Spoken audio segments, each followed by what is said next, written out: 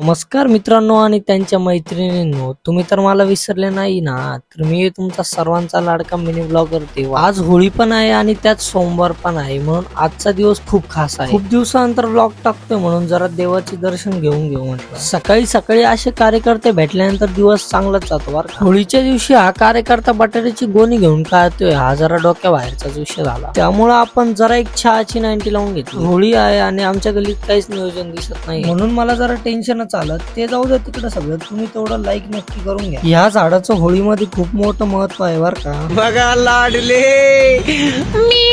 एकदा दुपारी झोपल्यानंतर उठायचं मनच नाही करत बर का. पण काय करणार, आज सण आहे ना म्हणून उठावंच लागलं. दुपारपर्यंत होळीचं काहीच नियोजन नव्हतं, पण आमच्या गल्लीतले पोरं जरा डेंजरच आहे. औरत का चक्कर बाबू भैया, औरत का चक्कर. असे कार्यकर्ते प्रत्येक गल्लीत असतात बर का. त्यात आमचे असे काही कार्यकर्ते फुलप्रेम भंगी, यांना कुठं नेऊन सोडावा ते काही समजत नाही. गुड नाईट बोलायची वेळ झाली आणि हा बघा काय म्हणतोय.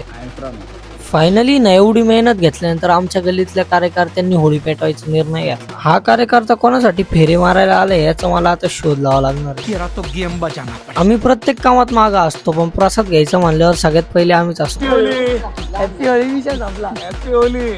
सगळ्यांना आता शुभेच्छा भेटल्या ना, तर तुम्ही तुमच्या भावाला आता फॉलो आणि सबस्क्राईब नक्की करून घ्या. धन्यवाद.